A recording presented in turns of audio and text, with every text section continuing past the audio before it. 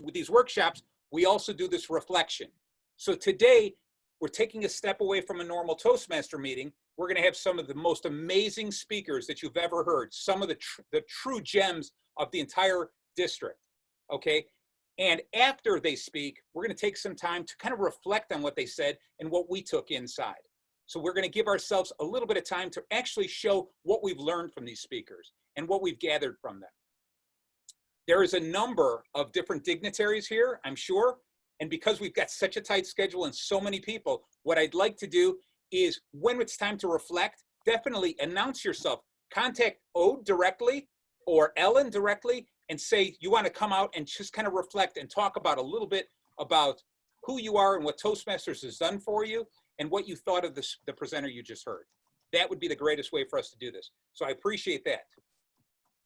Now, let's step into this. We are in a time of our life, 2020, where we were hit with a pandemic. We were promised 2020 was the year of clear vision, that things would work out well for us. After the pandemic, it seemed like there was financial ruin, illness, job loss. Then we got into this anger and fear, and it continues to get worse and worse, and we don't know where we're supposed to go. So that's why Toastmasters, we have to pull together. We as a group have to remember that it's up to us to speak for those who can't speak for themselves and to shout for those people who can't be heard. Enough of that soapbox. I would just like now to be completely frank with you. But I can't be frank with you because we've got Frank Dodd Jr. here, and he's going to be our humorist. He's the first one who's going to speak in just a moment. After Frank, we're in for a big treat by Barry B. Be Yourself Mixon. I am telling you, what an incredible guy. The Sultan of Storytelling is going to be here. Barry is the finest of all the scientists that I know, and he is going to be mixing up something very special for you. So look forward to that. After Barry speaks, we are truly treated by our very own Valerie Fuzan. And Valerie is going to put the fuse on this bomb and just ignite this entire party and make it explode and make it so incredibly memorable. And like I was saying, with all the horror that we have seen in our life in this past few months, some of us feel like we have gone to hell and back. So to combat that, we have invited Ellen back, all right? And Ellen has brought Jim Nasir with her. And we are going to have such a great, fun time with this mix of table topics and improv like you have never seen before. I promised you all-stars, and I am delivering it. We are delivering it. You are in for such a treat. And after all of that, the top line that you couldn't get any better than this, who could possibly chase that? Other than our own president, Chase McMahon. He's going to step up and give a speech on why he absolutely loves this club and what this club means to him and to all of us. This is not a recruitment day, but we encourage you, if you're interested, we would love to see you as part of our group as well. You'll be able to contact Ode and learn more about us. But in the meantime, rather than have me continue talking, I would like to introduce our first speaker, Frank Dodd Jr. Frank, crack him up, sir. If Frank's here. Let's give Frank a big round of applause. Yay. Sorry, I was still on mute. I get most of my script, guys, from the young ones and the grandkids. But this one didn't come from me. This came secondhand. And it shows you how important the moms are.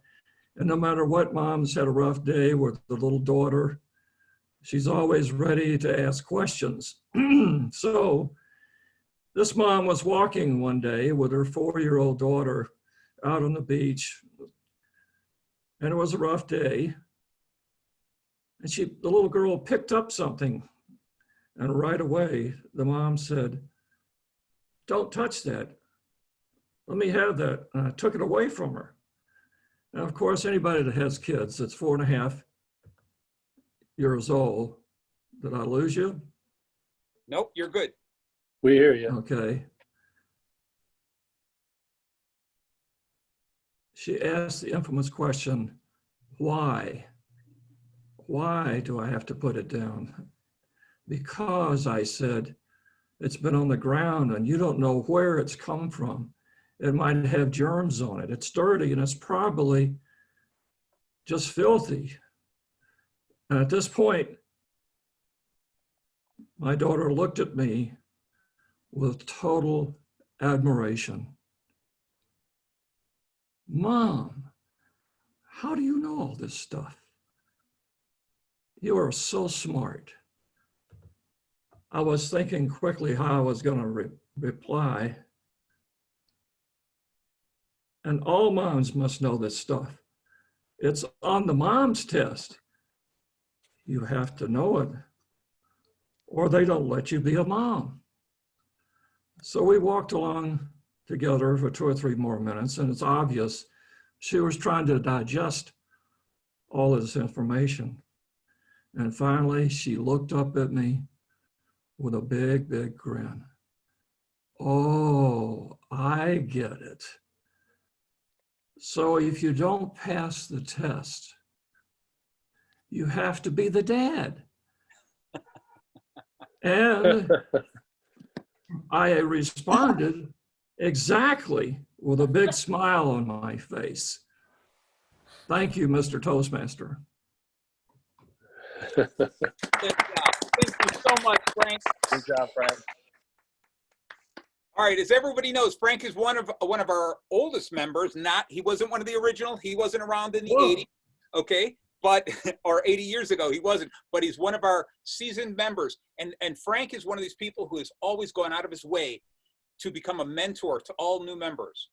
And that's another really cool thing about Long Grove Lake Zurich Toastmasters is we make a solid commitment to every single new member who joins us, that we will help you find a mentor or find a coach, talk with you about what your goal is, and that's what we're going to do is we're going to work with you as a team, as a family, to get you exactly where you want to go. That's what our whole club is all about. So, are we all ready for our very special first speaker? We are. Man. All right. So I'm going to read a little something because I can't memorize everything. Our next speaker, Barry B. Mixon. Let me first off tell you that he is a very good friend of mine, one of my mentors, the guy who has led me in the direction I wanted to go and helped me become so successful as a speaker. Barry is a gemological storyteller. So we are about to allow this true master of storytelling, the sultan of storytelling, to excite you and ignite you to become the speaker within. He's going to reach down deep inside you and unleash that speaker within you so that you can become that person that you wanted to be. That announcer, that speaker, that commentator, that person you want to be. He's going to help you create your symphony. There are not enough words in my vocabulary to describe how incredible this man is. So I'll shut up for a moment and let him take the stage. Welcome, my friend, Barry B. Mixon.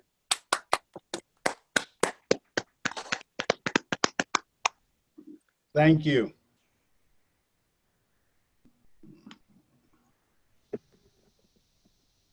Thank you, everybody. Just want to make sure I was not muted. So thank you for a great introduction. Marty, can you see my head? Okay, great. So just want to thank Marty for this wonderful logo and background. So I'll get started. It's an honor to be here today. The celebration, even though that we are distant from each other, we're still together. And the only thing that's missing is, well, of course, the food. That would be great. And the music, because I love music. I love all kinds of music. I love jazz, blues, reggae, and I really like Latin music. But when I need a type of music, something to truly stir my soul, I will always choose classical music. And though I love the compositions of Bach, Beethoven, and I really like Tchaikovsky, my all-time favorite composer is and shall always be Mozart. And for those of you who don't know him as I do, Wolfgang Amadeus Mozart.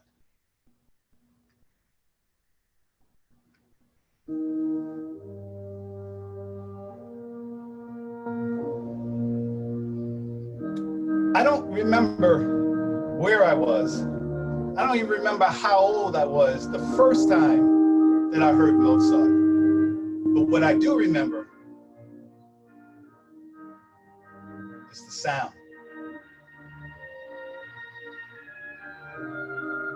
It was just so beautiful. From the first moment I heard it, I knew that this was a music that I had never heard. Filled with such longing, such unfulfillable longing, that it seemed to me as if I was listening to the voice of God. Mozart was born January 27th, 1756, and he died December 5th, 1791, excuse me. 35 years. That's all the time that the world had with him, 35 years. And yet, in that time, he created over 600 pieces of music. Here's a man who wrote his first concerto at the age of 4, his first symphony at 7, a full-scale opera at the age of 12. 600 pieces of music, and many of them, such as the one you're listening to right now, were considered masterpieces at the time that he wrote it. And yet, he died, penniless, a pauper. He was buried in a potter's field in Vienna, Austria, in an unmarked grave. But 200 years later, we are still living his music. We still, in the 21st century, we are still thinking about and writing about and listening to the concertos, to the operas, and to the symphonies of Wolfgang Amadeus Mozart. Ladies and gentlemen, I stand before you today humbly and can tell you with no doubt whatsoever that I know exactly what Mozart felt like when he wrote his music. No, I haven't suddenly become a genius. And even though I'm a distinguished Toastmaster, I haven't written hundreds and hundreds of speeches. And the ones that I have written, most of them, some of them, all right, fine, Marty, none of them will ever be considered masterpieces. But I know what it feels like to take the music that lives inside of me, all of it, years and years of emotions and feelings, and compress it down into something that only lasts for 7 minutes and 30 seconds. I know what it feels like to have that thing that I've created resonate with people, people that I don't even know, people whose backgrounds and experiences are totally different than my own. I know what it feels like to have people come up to me after my speech is over to tell me that my words made them feel just a little more bright, just a little more beautiful. I know what it feels like to create a sound that no one has ever heard. I know. And despite the fact that I have no musical talent whatsoever, I know exactly what it feels like to create a symphony. Now, some of you are thinking right now, Barry, wait a minute, I'm confused. I know what a symphony is. A symphony is a piece of music with a piece of paper with notes on it, played by men and women sitting in a room with musical instruments. Yes, that's true. But that's not the whole definition of the word symphony. Webster's defines a symphony as a harmony of sound. Go home, look it up. a harmony of sound. In fact, Webster's second definition for symphony is a harmony of any kind, which means that yes, a symphony is a harmony of musical instruments, but it also means that a symphony is a harmony of thoughts, a harmony of ideas, a harmony of feelings, a harmony of emotions, and a harmony of words, which is the reason why we're all here today. See, back in the 18th century, during Mozart's time, if you wanted to be a composer of any note, pun intended, there was only one place to go: Vienna. Vienna, Austria was the center of the classical music universe. Sure, they had composers and grand concert halls all over Europe, hundreds of them. And they all played beautiful music and symphonies. But if you wanted to be the best, Bach, Brahms, Beethoven, and of course, Mozart, there was only one place to go. You had to go to Vienna, Austria, period. Ladies and gentlemen, 200 years later, the same is true for those of us who want to be Toastmasters. Sure, there's clubs all over the world. There are 15,900 clubs in over 140 countries, and they all have presidents and VP of educations and treasurers, and they all meet once or twice a month. But if you want to be the best, Valerie, Ellen, Chase, Frank, and of course, Marty, there's only one place to go. You have to be a member of the Long Grove Lake Zurich Toastmaster Club, period. For 80 years, Long Grove Lake Zurich Toastmasters has been the center of the Toastmaster universe, period. See, when most people go to the club, they see a big room. It's nice, it has nice colored carpeting, the walls have panels, there's Lake Zurich on the top, but it's so much more than that. Do me a favor, everybody, close your eyes. I know I can't see, but close your eyes anyway. Close your eyes and imagine yourself in a grand concert hall. And on the walls are exquisite tapestries. And high above you are beautiful crystal chandeliers. Now, imagine yourself standing on the stage. And in front of you are hundreds and hundreds of people who are only there for one reason: a chance to hear your voice, a chance to hear your sound, a chance to hear the music that lives inside of your heart and it lives inside of your soul. Now, open your eyes. See? Ladies and gentlemen, when you are a member of Long Grove Lake Zurich Toastmasters, it doesn't matter where you are. This is not a room. This is a magical place. This is a place that I can be anything that you can want to be. It's here in this place that then we can talk about your first kiss. It is here in this place that you can talk about the day that you found out that your mother really loved you. It is here in this place where you can tell about the day when you snatched victory from the jaws of defeat.